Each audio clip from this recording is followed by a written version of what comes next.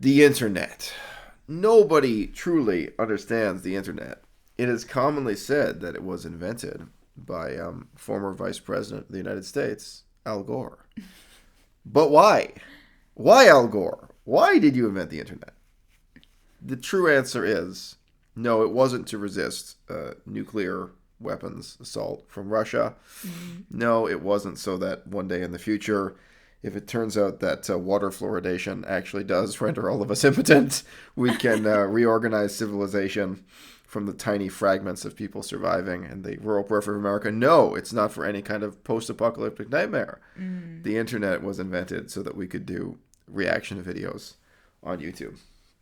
And it's very reassuring to know that after we're all dead and gone, our momentary reactions to seeing YouTube videos, preserved in the form of YouTube videos, will live on. So here we go. The title for this video is Why meat is the best, worst thing in the world. Oh, so I didn't catch that either when I saw it in the message from my brother. Right. So this was sent to you in an email from your brother, and we're just about to hit play on it. Yeah. And so anytime you want to pause, you know what to do. You just click here. Okay. Humans love meat. Steak, fried chicken, bacon, pork belly and sausages are just the best things. Eating meat has become so trivial that many people don't consider something a proper meal if there's no animal involved. Which is pretty amazing, since only a few decades ago, meat was a luxury product. Today, you can get a cheeseburger for $1. Paradoxically, meat is pretty much the most inefficient way of feeding humans. If we look at it on a global scale, our meaty diet is literally eating up the planet. Why is that, and what can we do about it without giving up steak? That's always the question here. Without actually going vegan, what can we do to change how things are? I know most vegans would think, like, at this point, having hit pause 42 seconds into the track, you might think, oh, up to this point, vegans agree with it, but I don't. Like, even at this point, the title is Why Meat is the Best, Worst Thing in the World. Have you heard of cocaine? Have you heard? No, but like, seriously, I can't believe anyone just lacks the strength of character to resist eating meat. And here in Victoria, we live in a beautiful city, Victoria, British Columbia, Canada. Every day we walk past crackheads. I mean, some days they're smoking crack right in front of you. So, like, it's not like I'm making, you pass by people who lack the reserves of self-discipline or fortitude or strength of character to resist, those kinds of drugs. Yeah. So how can, to me, it's a joke. I know what it's like to eat meat. I ate meat when I was a kid and I was a teenager. So no, even that basic premise that this is somehow this kind of irresistible, deeply satisfying thing for mankind. I don't even concede that point. Well, okay, but most people do, I think. Not me, but yeah. Right. But most people do think of steak as some... So I hate to lapse into Latin, but prima facie they do, which is say at first glance, right? Yeah. If you just even ask them that question, like, okay, come on, on a scale of 1 to 10, if you're going to put hookers and cocaine at one end, like, where you can't tell me this is a 9.5. You cannot tell me that the difference between... So just today we ate a vegan hamburger that was made out of mostly adzuki beans, right? Yeah. And other crap. The difference between that and a beef-based hamburger, you can't tell me that's up at the cocaine and hookers end of the spectrum. You can't. And everybody, look, whatever. I only have a daughter. I don't have a son. If I have a son, I've got to tell him straight to his face. Guess what? Your challenge in life, includes refusing all these temptations and more. Yeah. Revenge. That's another one I like to mention. Anyone who reads ancient literature, any kind of pre-modern literature earlier than 1950, revenge is one of the things human beings desire most and they find most gratifying. And we have to teach all our sons and daughters, no. Don't go for the gratification of revenge. Don't take revenge on your enemies. Yeah. Well, I just think it's easier for people to accept meat as like an enticing thing that is actually bad, but it's conceivable that you can get away with it rather than, like, I don't know. I just like, like cocaine and hookers. I'm sorry. Okay. I'm not... Okay, maybe I'm naive, maybe I'm just innocent, but I think quite a large percentage of people have never employed a hooker. Quite a large percentage of people have never tried cocaine. I think you're naive. But most people have eaten meat. Okay, I have 2 words for you. Bill Clinton. Yes or no? What do you... Come on. Bill Clinton. Cocaine and hookers. Yes or no? Okay? The entire elite level of the Republican Party. You really think they're pure compared to Bill Clinton? Really? How much? I'm not saying they're pure. These are people with money. Right. People that are living like... They have cheaper hookers and worse quality cocaine. I kid you not. No, I mean, this stuff is epidemic. It really is. Okay, and I guess I'm sorry. Just You've seen it. Okay. from my Christian... You have seen it in a third world country. You've seen it in... Sorry. Okay, I shouldn't call Thailand a third world country, I guess. You've seen it in Thailand. I mean, I've seen the prostitution. The scale... Pattaya. Right. The scale of that industry there, and it's open. There, you can see it. You can take a census of it, right? In other countries where it's concealed, it's a little bit harder to come to a sense of its size. Right. But no, I mean, these sins, I mean, ultimately, I'm against them. Because they're self-destructive for the people who engage in them. Have I ever told you... So I had a frenemy. I'm going to have to use a fake name for him. Tom. Okay. So if your name is actually Tom, I'm not talking about you. I knew a guy named Tom, and the first girlfriend he ever had, the first sexual experience was a prostitute. Was a bought and paid for affair. And it was specifically... ethnically Filipino prostitutes who I think probably didn't speak all that much English. And it warped him.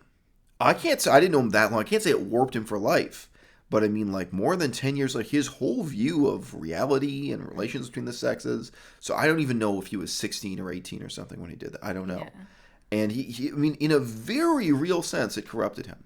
Mm-hmm. I don't know what impact it had on the prostitute. Probably none. She probably doesn't even remember him. He was, okay. You know what I mean? But I'm just saying the impact. Okay. But my point is this: the impact of cocaine on the cocaine user is what I'm concerned about, not the cocaine dealer. This is my personal thing.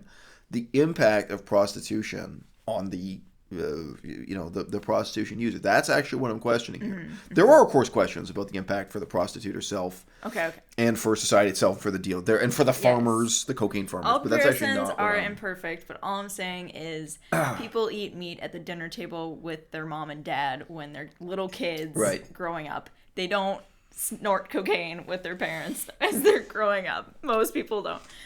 Most people don't, share the fun of having a hooker with their mom and dad. I know. Eating meat is a sin that is so and look, this. So that's why I'm really against the legalization and normalization of marijuana this way.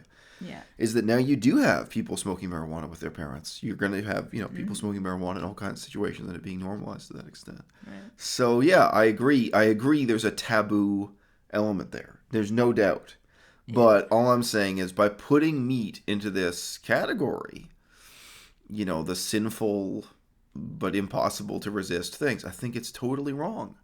And, to me, to me, eating meat is not enjoyable, period. Maybe I'm very unusual, whatever, it doesn't matter.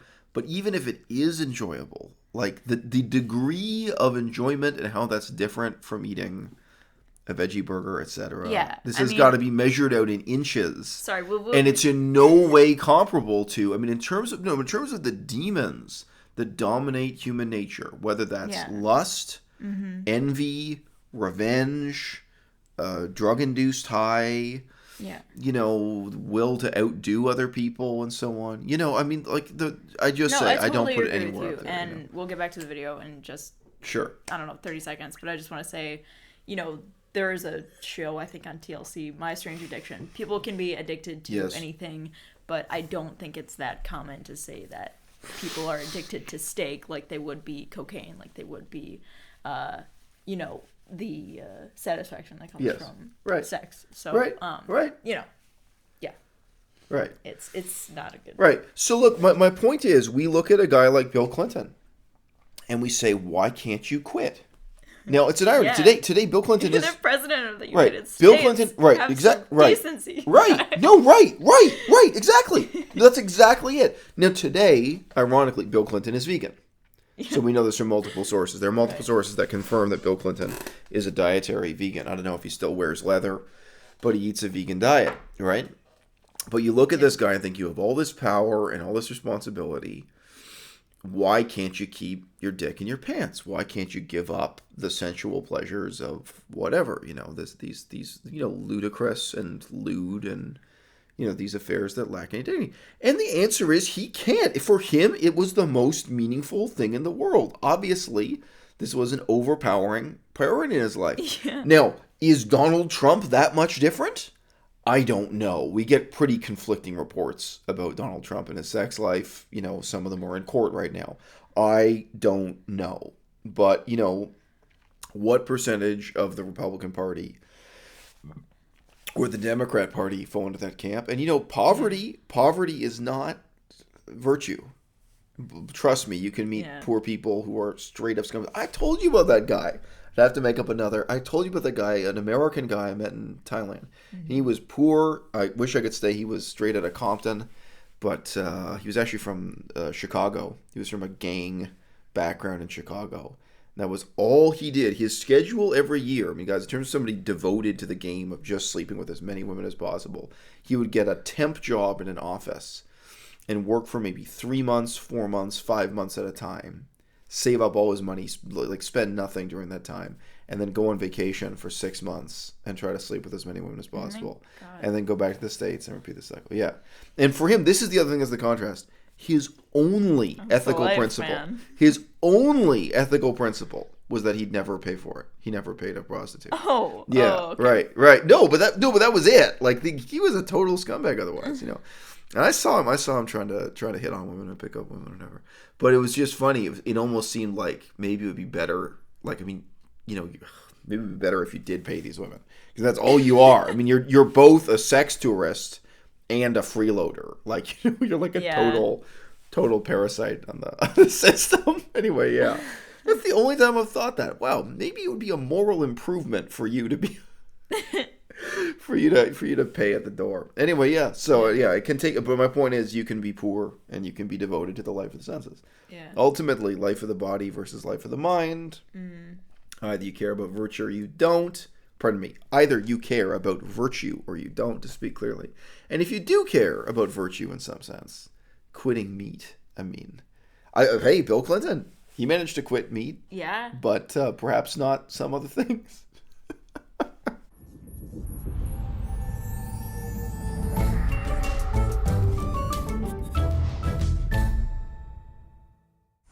Humans keep a lot of animals for food. Currently, about 23 billion chickens, 1.5 billion cattle, and roughly 1 billion pigs and sheep. That's a lot of mouths to feed, so we've transformed Earth into a giant feeding ground. 83% of its farmland is used for livestock, for example as pasture, and to farm fodder crops like corn and soy. That's 26% of Earth's total land area. If we include the water we need for these plants, meat and dairy production accounts for 27% of global fresh water consumption. Unfortunately, meat production is like a black hole for resources. Since animals are living things, most of their food is used to keep them alive while they grow their tasty parts. Only a fraction of the nutrients from fodder crops end up in the meat we buy in the end. Cows, for example, convert only about 4% of the proteins and 3% of the calories of the plants we feed to them into beef. So I just ask at this point already, we're still less than 2 minutes to the way through the video. And it's the cow's fault for not being energy efficient. It's the cow's fault. They're only using 3% into meat. Okay, so let's just say, even if this is it, so your brother sent you this, why isn't your brother vegan? What's the holdup? Okay, so we're 1 minute and 54 into this. There's already a good enough rationale here to be vegan. So what? So what do you Or, okay, if you're not going to be vegan, eat meat once a year. He said that he has really drastically reduced his meat consumption. Okay, so his position is now that he's a reducitarian, is it? Okay. That's what he said the last time I talked to him. Okay, I don't, I regard such things with skepticism, but okay. I just say, if you look at this, well, okay, then why not? Why not, even if this is the only reason? I don't spend... Yeah, I don't see him. I don't spend time with I know, so but isn't this sufficient rationale already to just eliminate meat from your own diet? Yes, I agree. More than 97% of the calories are lost to us. To create 1 kilogram of steak, a cow needs to eat up to 25 kilos of grain and uses up to 15,000 litres of water. Animal products are guzzling up tons of food, but they only make up 18% of the calories humans eat. According to projections, we could nourish an additional 3.5 billion people if we just ate the stuff we feed to animals. To make our favourite food group even more unsustainable, about 15% of all greenhouse gas emissions caused by humans are created by the meat industry, as much as by all ships, planes, trucks and cars combined. So I just mentioned I never made a video about this for different reasons.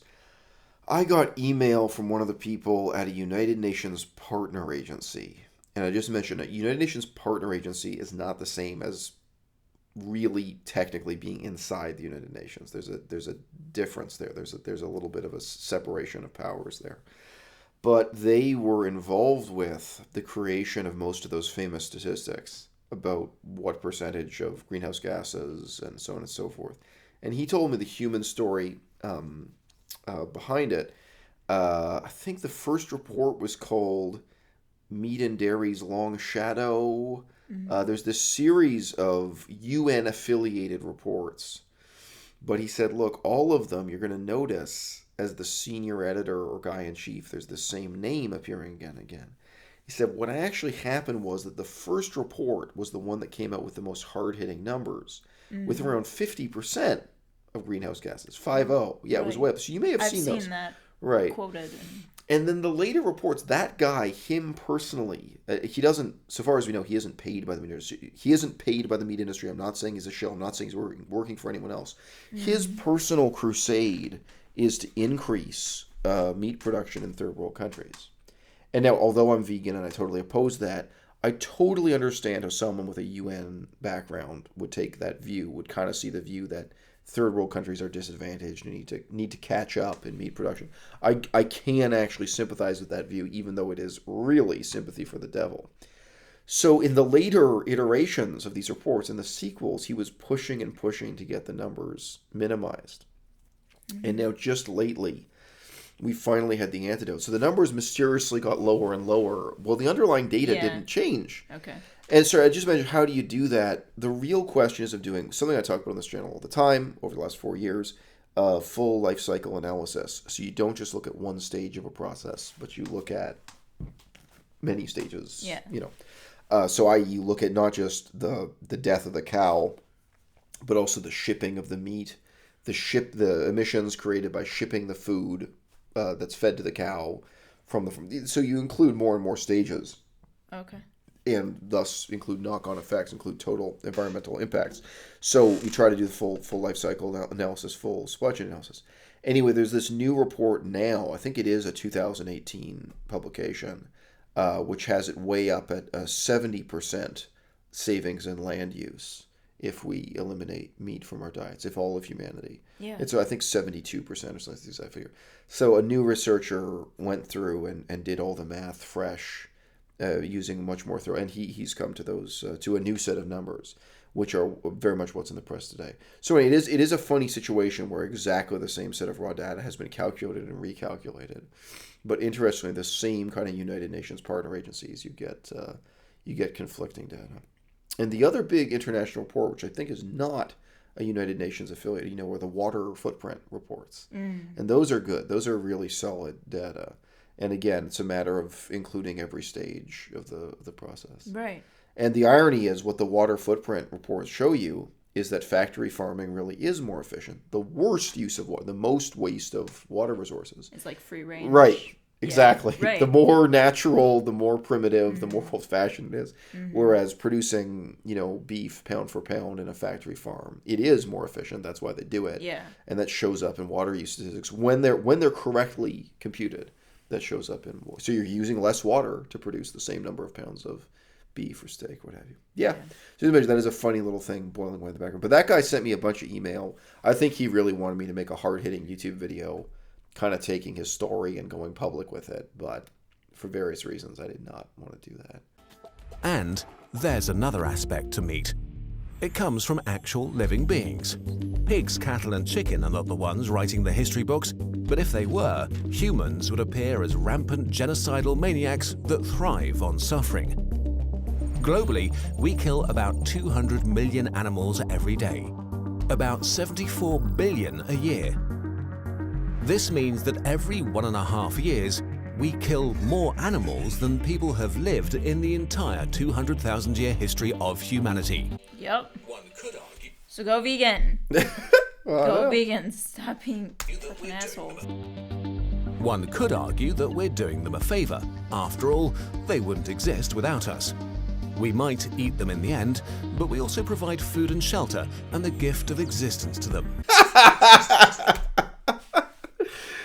Yeah, would you say that about a hostage that you were keeping in your house? Would you say that about the Holocaust? You say that about putting people in concentration camps? Food and shelter. Until the day they're killed. Until the day they're executed. Throw them in the gas chamber. Wow. Pigs are now increasingly being killed in gas chambers. Gas chambers are now specifically for pigs, right? Very popular for investigation.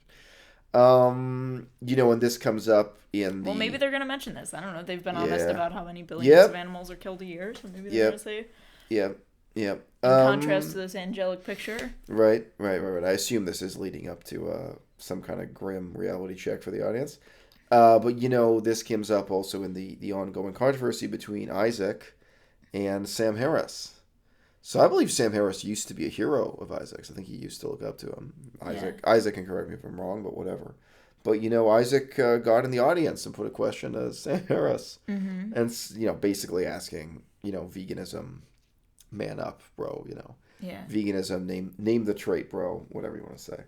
And, Sam Harris, his response is, it is like this angelic figure excuse here. Well, what if their lives are a net positive, So. Like, in what sense? But ironically, we never use that excuse with humans. I mean, look, you just saw this ridiculous dialogue I had with my mother about slavery. It's very easy to make a net positive argument for slavery. To say, well, the slaves are exploited, but they still have all these wonderful things in their lives. And you can catalog all the good things in their lives. Food, shelter, clothing, education, whatever. I mean, you can vindicate slavery by listing they still get to have sex. They still get to walk around outdoors. They get to do all kinds of things farm animals don't get to do, right? Mm-hmm.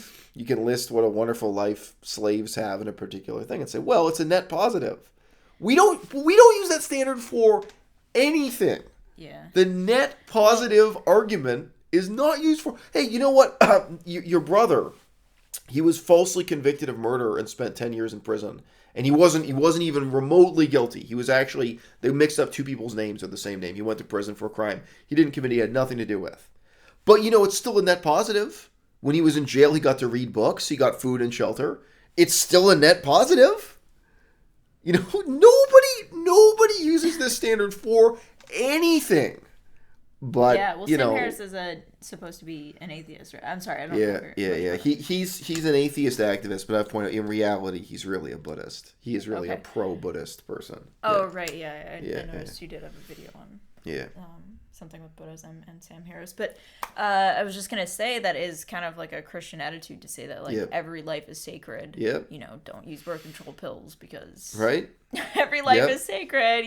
Don't avoid having unintended unplanned pregnancies because... Yeah, I met a guy who did a term... some people who are really deeply Christian will think it's every life is sacred, so even if you have 10 kids and they all live in poverty and have horrible lives, well, that's better than having one planned child for, and have that child get all the attention, all the food and shelter and care. Right. I mean, it's complete horseshit in every case. Yeah. But look, the reality is there is a sense in which life is kind of always a net positive. I knew a guy, I didn't know him well. He was another student at my university. He went to prison for being a critic of the government, for being a political critic of the government, as I recall, in Iran. But he was put in a prison where everyone else also was a political dissident and a critic of the government. He was in a prison full of quite erudite people. It wasn't like he was with the normal thieves and what have you. I'm sorry if I misremember. I think he was an Iranian prisoner of conscience or whatever you want to say. Mm-hmm. And he said openly, that his time in prison was the most positive and inspiring period of his life. And this was an Iranian prison. I think it was very tough conditions, very meager food, and some degree of torture and whipping involved. Yeah. But still, and he spent all his time around these kind of, intellectuals and what have you. And he was reading and being inspired, and he felt very positively about it. So what? It doesn't vindicate, putting people in prison for crimes they're not guilty of or political prisoners of conscience or whatever it is. The net positive argument is neither right nor wrong. It's spurious. I mean, so what if this cow is the happiest cow imaginable in its concrete shed, not being able to see the sky? I mean, the horrible conditions. If you actually had a cow that was so stupid and so disassociated from its instincts that it was happy in those conditions, what are you vindicating? It's just insane to me. Happiness is irrelevant. Net positive is irrelevant. It's just bizarre to me. Yeah, but life itself without the trappings that you require as whatever creature you are. Right. That's why I think it's so sad for so many dogs to be living in people's houses. Like, they aren't living how they should be. Free to do what a dog would do. Right. They're trained from birth to be house pets. They're trained to sit on the couch and only poo when they are taken outside. Whenever their owner it's convenient for their owner to take them outside. They'll get yelled at if they pee on the floor or whatever. I mean, it's horrible. This is not natural, and it's not good for any animal to be in a environment that they're not supposed to be in. And anyway. I think though you start to sound very right wing if you talk about liberty that way. That liberty includes also the right to risk your own life. The freedom of the dog in the woods or whatever. Or the freedom to scavenge, the freedom to starve, the freedom to struggle, the freedom to die. And whenever I start talking about dignity, whether it's dignity in animal life or dignity in human life, a significant percentage of my audience starts freaking out. Many people cannot deal with the dignity discourse, which has come on my channel, many, many times. So, I just say there's an even kind of simpler criterion here, which is just isn't it dignified? Well, what would this justify? Yeah, what could possibly justify this one? Yeah. No, I know for you especially, I know this is just an aspect of your character that you really care about dignity. Personally, like, living a dignified life, being treated in a dignified way, in a respectful way. Yeah. And it's not hard to see how that would transcend to other creatures, and right. Would you like to be dragged along on a leash? I mean, like, I can't go outside without seeing somebody with their dog, like, and the dog wants to sniff at the grass, and they're like, no, and they pull on their leash and pull on their neck. I mean, it's like constantly, every 3 seconds when you're walking a dog. I mean, I've never owned a dog, but like, you can just see that that's what they want to do. They want to be. They want to act like a dog. Yeah, right. Right. The moment that they see another dog, they go nuts because they want they're pack animals. They want to be with other dogs. They want to sniff other dogs' butts, whatever. It's what they do. But they're being reminded constantly, no, you're a toy. You're a human plaything. Yeah. You're not supposed to act like a dog, right? I know, exactly. Yeah. Anyway, sorry, digression. Right. No, but look, I just say I think questioning that in terms of dignity is something I often do. But many people in this culture can't deal with dignity, reasoning that involves the concept of dignity. Yeah. So then there's this other question of just, are you holding up a spurious standard, a standard that's not viable? Like, the idea that life is still something so valuable, that it's still valuable even if you live it in a prison for a crime you didn't commit. Yeah. I'm sorry, but that is pretty periled. We're talking about whether it's the domesticated dog, which lives part of its life in a cage and part on chains and whatever, in confinement, having its balls chopped off, being, chemically castrated and everything else. Or you're talking about the animal on the factory farm. They are in many ways like prisoners being punished for a crime they didn't commit. Right. And I totally believe there are human beings who've been falsely imprisoned who, in a sense, have had a meaningful life in prison. Yeah, or slaves who have been, right. enslaved. And maybe you're in prison and you read philosophy and, you had this, in some ways, very rewarding life. Guess what? Putting you in prison is still wrong. Yeah. It's still bad and even wrong. And again, people always want to say back, oh, well, but if this dog wasn't castrated and trained and broken and on a leash and in a cage, then it would have starved to death in the forest. So what? Then it would have lived a life. Yes.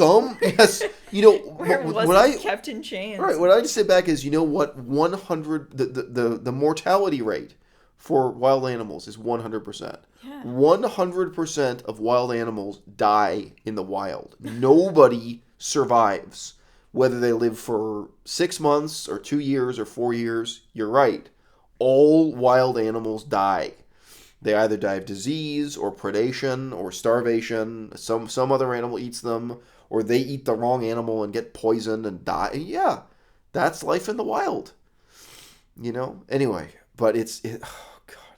It would be the same if you talk about someone being falsely put in prison, and for some reason you actually knew, well, if he hadn't been put in prison, he would have only lived for a couple of years and died. Like, that's quite possible. You'd know that. Yeah. Instead, he had a longer life because he was in prison due to whatever hypothetical this guy was involved in, So what? It's still wrong, Yeah. Anyway, so yeah. Unfortunately, we're not very nice gods. A lot of our meat comes from factory farms, huge industrial systems that house thousands of animals. Engineered to be as efficient as possible, they have little regard for things like quality of life. Most pigs are raised in gigantic windowless sheds and never get to see the sun. Sows are kept in pens too small to turn around, where they give birth to one litter of piglets after another until it's their turn to be turned into bacon. Go vegan! Go vegan! Like, what else? How else can you respond to this? This is so sad. Look, these are little cartoons, but like... I don't see how people respond to the basic facts by eating meat only once a day or 4 times a week or only on Thursday. What does it say about you? I mean, there's a real sense in which this is not about making a judgment on the animals. It's a judgment on you. What kind of person are you going to be, man? Dairy cows are forced to breed continually to ensure their milk supply, but are separated from their calves hours after birth. To fatten up beef cattle for slaughter, they're put in feedlots, confined pens where they can't roam, and put on weight more quickly. To make it possible to keep them so tightly together without dying of diseases, the majority of antibiotics we use are for livestock, up to 80% in the US, which helps in the short term, but also fuels antibiotic resistances. But the ones that may have got the worst deal are chickens. In factory farms, they're kept in such vast numbers and so close to each other that they can't form the social structures they have in nature, so they start attacking each other. To stop that, we cut their beaks and claws. Male chickens are deemed worthless since they can't lay eggs and are not suitable for meat production, so within minutes after birth, they're usually gassed and shredded in grinders. Several 100 million baby chickens are killed this way each year. Even if you had a personal score to settle with chickens, how we treat them is beyond broken. So, better buy organic meat, where animals are treated nicely, right? Organic farming regulations are designed to grant animals a minimum of comfort. The problem is that organic is an elastic term. Right, and shout out to Harrison Nathan, whom I completely despise, but he wrote an article putting together the shocking stats about this that I hadn't seen before. Actually, free-range chickens are worse off than cage chickens. If you don't believe me, look it up. That includes simply the rate of death of what is called in the industry suffering to death. That's an industry term. That's not a vegan term. It's not an activist term. The percentage of chickens that die because they are pecked to death by other chickens, or die because they starve, or die because they're trampled by other chickens, or die from other bizarre, inclement things that happen. In the so-called free-range paradigm, the chickens seem to be constantly miserable, constantly attacking each other, and dying of these various, shall we say, circumstantial causes. Whereas in the cages, they're safe, and they're relatively comfortable and not stressed out. And so, as believe me, I'm vegan. Don't eat either type of chicken. but actually it is a very bitter irony to face up to, that the free range, the genuine free range chickens are worse off than the caged ones. And one of the other ironies is that the rate of them suffering to death is so high that significantly more chickens are being tortured to produce the same number of pounds of chicken meat, because such a significant percentage of them are dying in this way. So it's bizarre, but believe it or not, yeah, it ain't poultry paradise. Organic farming regulations are designed to grant animals a minimum of comfort. The problem is that organic is an elastic term. According to EU regulations, an organic hen still might share 1 square metre of space with 5 others. That's a long way off from happy farmyard chickens. Farms that sincerely do their best do exist, of course, but meat is still a business. An organic label is a way to charge more money, and countless scandals have revealed producers looking for ways to cheat the system. And while organic meat might be less cruel, it needs even more resources than conventional meat production. So buying organic is still preferable, but does not grant you moral absolution. The truth is, if suffering were a resource, we would create billions of tons of it per year. The way we treat animals will probably be one of the things future generations will look down on in disgust. While all these things are true, something else is true too. Steak is amazing. Food. Chicken wings taste great. Meat satisfies something buried deep in our lizard brain. See, I don't agree with this at all. So this was my minute one. Within the first minute, this is my reaction. No. And none of it matters because no. I don't think he's going to say. I do not think he's going to say none of it matters. And they say that. But I'm sorry. Okay, on a scale of 1 to 10, cocaine and hookers. I mean, what am I going to tell you? Like, put it on. If you claim this about eating a hamburger and that it's so different from eating a veggie burger, like, it's a little bit different. We both ate a veggie burger today. You ate 2. It is slightly different from eating an animal-based veggie burger. It contains 0 cholesterol. The fat-to-protein ratio is better. It's less greasy. I can remember having fat lining the inside of your mouth. It's horrible. And even the stench of cooking this stuff. No, the feeling in your body too. Like once you stop eating it, like you realize. Like, I know. I mean, I don't think I know. Crazy. Like you really can feel that it makes your body just function less well. Sorry, I don't know. Yeah, but you have a weird turgidity throughout your body after eating this kind of stuff. Yeah. Yes. Okay, but like, even if you concede the point that there's something slightly more enjoyable about a real dead animal-based hamburger versus a vegan hamburger, which I don't think is that easy to concede, but let's concede it. How does this compare to all the things we expect Bill Clinton to refuse? We expect Bill Clinton to be morally upstanding and self-disciplined and turn down all of these pleasures of the senses. And even Bill Clinton can be vegan. He can do it. Yeah. He's obviously got weaknesses for the pleasures of the senses, the pleasures of the flesh. Yeah. That's the way to put it, the pleasures of the flesh. But this ain't it, bro. If you're willing to make this level of excuse for such a trivial indulgence, what are you not willing to excuse? What line can you draw if you can't draw this line? I don't get it. Burgers are the best food. Chicken wings taste great. Meat satisfies something buried deep in our lizard brain. We hardly ever see how our meat is made, we just eat it and love it. It creates joy, it brings us together for family meals and barbecue parties. Eating meat doesn't make you a bad person, not eating meat doesn't make you a good one. You sure about that? Would you say that even about cigars? So, Melissa, you've never smoked a cigar, like just a straight up, like a Cuban cigar, some good quality cigar. No, I mean, I think I told you at my brother's PhD graduation. You briefly had a puff of a cigar. My family was passing around a cigar, but I didn't.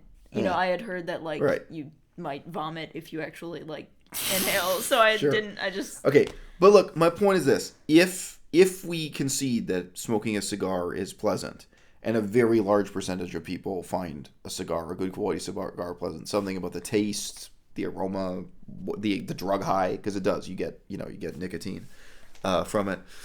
If we say that's pleasant, why it's not hard for us to say, yeah, you know what, there's a moral difference.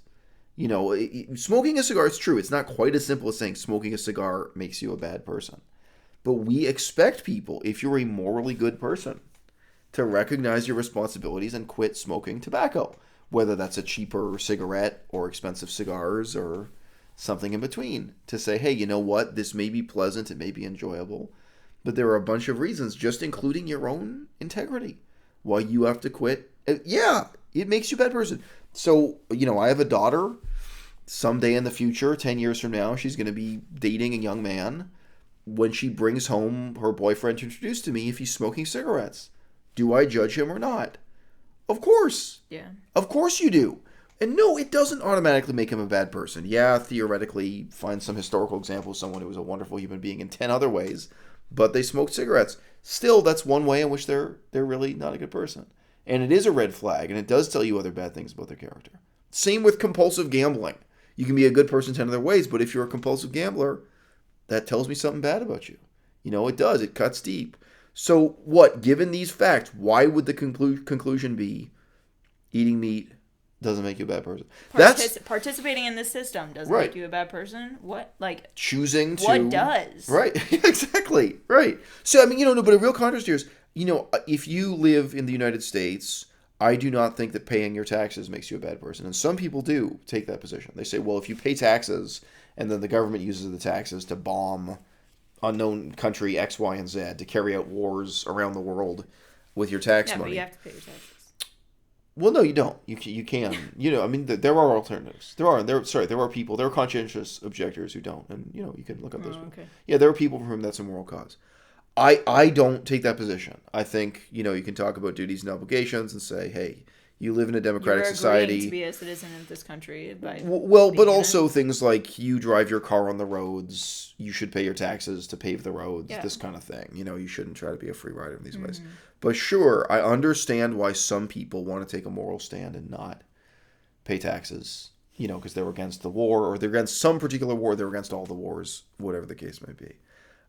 So refusing to pay taxes does not make you a good person. But what do you mean? How can you possibly not come to an ethical judgment on the refusal to eat meat? Okay, and like imagine this scenario. Like, would you say that somebody is a more morally upstanding citizen if everything is the same, all the check marks are the same, except this person refuses to eat meat? Wouldn't you say that person is more moral than the person who doesn't refuse to eat meat, who goes along with his identical twin brother who's living the same life in every other way? Wouldn't you say, oh, okay, except for this one factor? Sure. Yeah, we encountered that even, like, I think especially in China, it seemed to be, like, more respected when you told somebody that, they would be like, oh, wow. Like, you know, they would see that as part of a positive thing about your character, about our characters. Yeah. I don't understand why, you know. Yeah. Why are you trying to make this non-ethical? Yeah. I mean, yeah. Life is complicated, and so is the world we've created. Well, it's complicated. So, how should we deal with the fact that meat is extremely unsustainable and a sort of horrible torture? For now, the easiest option is opting out more often. Taking a meat-free day per week already makes a difference. If you want to eat meat produced with less suffering, try to buy from trusted producers with a good track record, even if it costs more. Oh, so that's it, man. That's what it all comes down to. What was it? Ethical meat is yuppie bullshit. Isn't that the t-shirt? Ethical meat is yuppie bullshit. So that's it, man. And you know, people say what? Meat-free Mondays, like rape-free Fridays or something. Yeah. Slavery-free Tuesdays. You know, if you're against it, why is that's the thing. They're not people who are reducing their intake aren't against it in principle. I know. So that's the big difference between people who actually become vegan and those who don't. It's just ultimately about whether you care enough about it to do it or not. Right. Like, ultimately, that's the only thing that I can just not argue against when somebody says they don't care enough to just completely cut out meat.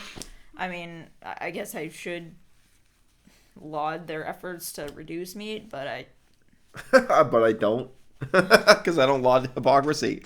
I don't laud hypocrisy or half measures. I don't laud cowardice either. I mean, it's bullshit. But look, you got to also ask, if this isn't okay, what is the most you can do, and what is the least you can do? If being vegan isn't the least you can do, what is? Not everybody can quit their job and become a full-time vegan activist. You and I just attempted to quit our full-time jobs, go back to college, train in a totally new discipline, totally new career path, so that we could be full-time vegan activists. Basically. We tried to start a totally new career so that we could be full-time vegan activists. And as of this date, this is the last few days of September in 2018, it looks like we're not trying again because that college didn't work out, the program didn't work out. No. You guys can see the other videos on this channel for details. Not everybody can do that. The vast majority of people cannot quit their job and become a full-time vegan activist. No question. So there's a question of the most you can do. But there's also a question of the least you can do. Wow. That's all I've got to say. I mean, look, not everyone can do something to help end the cocaine epidemic, which way you might think of as activism or running a rehab center. There are a million ways you could do something positive. The least you can do is is completely abstain from cocaine, completely refuse to pay for or use cocaine. That is the least you can do.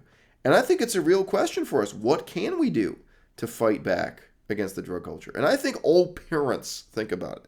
You may not if you're single with no kids. Once you have kids, you maybe start looking at the world thinking, wow, I do not want to raise my kids in a place where drug use is just rampant and profligate all around. Like, what can I do about this? So you start to ask positively. There's a question of the most you can do, but there's also a question of the least you can do. For now, enjoy your steak, but also respect it.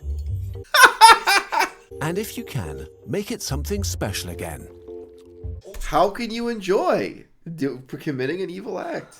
And what is the point? And what is the point? Make it special again. Make it like animal sacrifice again. What? Do you remember we saw a guy? We were in Thailand and we were on the way back to our apartment building. We had a temporary apartment.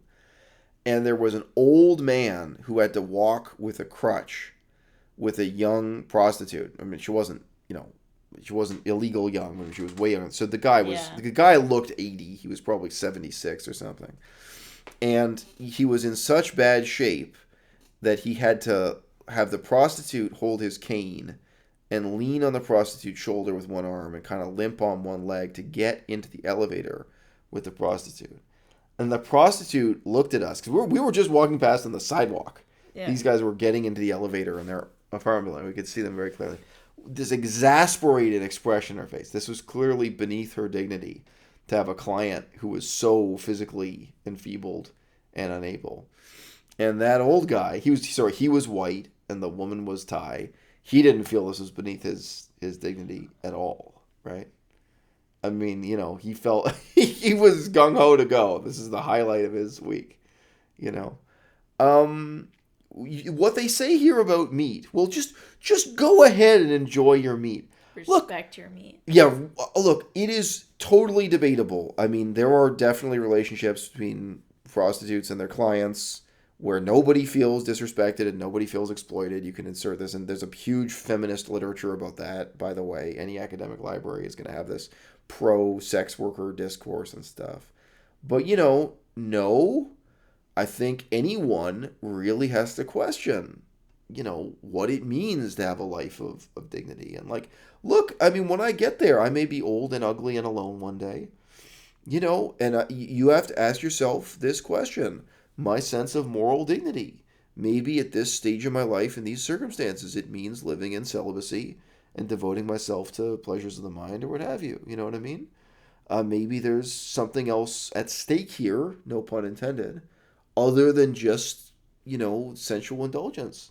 And, I raised that back when I was an even more hot-blooded young man. I'm cursed with a high sex drive, which Melissa is witness to. But back when I was even younger and fitter, I wrote those articles talking about prostitution in the humanitarian industry, where he said, no, damn it, if you're going to come out here and do humanitarian work, if you are going to commit to handing out sacks of rice to starving people or all these other humanitarian projects, why can't you commit to being celibate for those 6 months or 3 months? A lot of them are really short assignments. Yeah. Most of those people were in the field for 6 weeks. Mm-hmm. It's not even that long. But whatever, even if it is 6 months, to say, no, while I'm in this village full of starving people, I'm here to help them, period, and do this research and hand out, there are other priorities right now, and I'm not going to cross this line. And of course, we're not talking about a lifelong vow of celibacy, but I mean, and since then, that's come up a lot with United Nations workers and United Nations soldiers deployed to different areas. And, it's a question the whole generation has to ask itself. So, I can't say to those guys, go on, enjoy yourselves or something. Yeah. I mean, and that's so much more into a gray area than meat. Because there's no way the cow consented to this. This is not a consenting adult situation. No. This is a clear victim-victor situation. It just boggles my mind how you can feel good about what you're eating and, how somebody's suggesting to respect your food after you know what goes into it. Like, how wasteful it is, how cruel it is, how just unethical it is. I mean, the only justification for this that I see is you're a good person even if you eat meat. Right. I'm sorry, but I mean, if you compare somebody who, is identical to someone else except that they don't eat meat, what do you think is the better thing to do morally? What do you think is the right thing to do? How do you want to live your life? And like you say, it's a question of who do you want to be? Do you want to be someone that does something respectable, or not somebody who wants, okay, but look, I think this is bringing it back to another fundamental form of misdirection that's in the claim here, that it's about respecting the meat. Yeah. That old man getting into the elevator with the prostitute, and it was a striking scene just visually of him leaning with all his weight on this prostitute and her just being disgusted, ultimately. Her feeling it was very obvious, that situation. It's not about respecting the prostitute. Right. It's about respecting yourself. Yeah. But I mean, if this advice for the meat eater, do you respect yourself for the ethical choice you're making? The ethical choice, the ecological choice, the health choice, all the things that are rolled up this. What do you mean you respect the meat? I mean, what are you talking about? And again, like I say, bringing it back to my friend, what I call him, Tom or Ted or whatever, the fake name friend, who was really mentally screwed up by sleeping with prostitutes at an early age when he was still a teenager, losing his virginity with prostitutes. I have no reason to think those prostitutes were traumatized. Let's just assume for them it was their 500th client, and, he was probably polite and well-behaved, and he was losing his virginity. He probably was not a very memorable client for them in any way. In no way is this about respecting or disrespecting the prostitute. There's a question of, do you respect yourself? Are you a respectable person? Is this good, for you? And in a broader sense, for society, for planet Earth as a whole. What if all 75-year-old men were sleeping with 21-year-old prostitutes? All.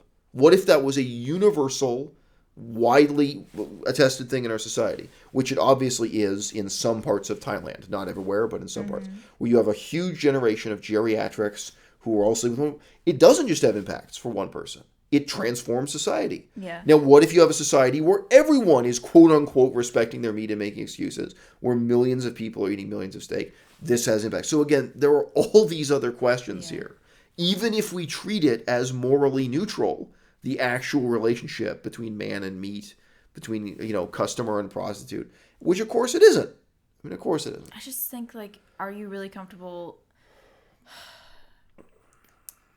Would somebody be comfortable explaining this to a child? Right. And what would they expect the child to say, in response to this? And I didn't even tell you this.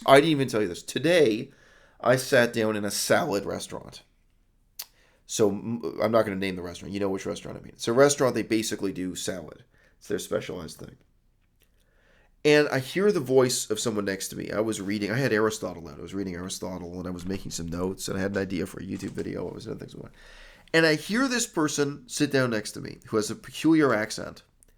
And she is explaining how there's very little for her to eat there because she's now on the paleo diet. Oh, my God. So I don't even look at her. But she is, she's having fun explaining to her friend. They're obviously out on a lunch date. Like 2 female friends are out for lunch. She said, oh, well, I can't really eat this stuff or this and everything. And when I'm packing up to leave, I'm putting my book, I just turn slightly and look and see who it is. It's the same fucking employee for Amnesty International who lectured me about human rights. It was trying to get me to donate money to Amnesty International. Wow. It's not the same type of person. It's the same person. Yeah. And she had this totally surreal dialogue with me about the ethics of veganism, And I didn't know if I'm pretty easy to recognize. But, I was just, I'm not even going to make eye contact. Yeah, especially if you guys had a we had a pretty long conversation. Street side conversation. There aren't that many guys who look like me. Yeah. And I was wearing the vegan patch and everything today. Right. So I'm just, and she was literally lecturing how there's not much to eat there because, she's on a paleo diet. Skillshare is an online learning community with over 20,000 classes in all kinds of cool stuff. Right. So that was the moral of the story in this video. Woo! Coming up on 1 hour flat. Okay, well. Is there anything you'd like to insert an advertisement for at the end of this video, given that, no?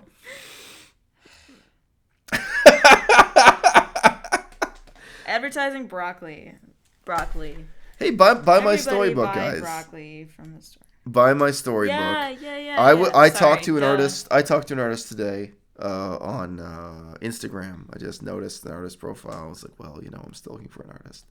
So yeah, it's a real open question. Can we do something like a Kickstarter, some kind of crowdfunding campaign to get a couple $1,000 for the artist?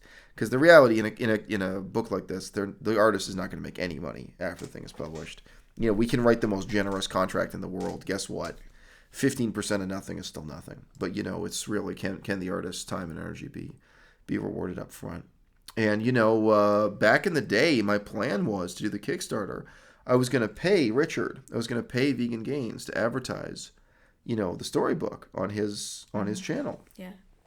But then Richard, cut off all communication and cooperation with me. Because I'm too anti-racist. I'm too much against racism. So he wasn't having that. But yeah, it's an open question. I mean, I do think that's something where I could pay for advertising or try to get some other, some other channel's clout behind supporting a new artist to take on the storybook after the old artist flunked out of the project. Yeah. So yeah, a lot of you guys will notice we just put up the Swedish translation. And that's still something I'm looking around to do. Although the reality is basically I am poor. I cannot pay this artist out of pocket. Yeah. We just gave up on the bread baking college situation. And we're now in the midst of a tumultuous process of planning our next relocation.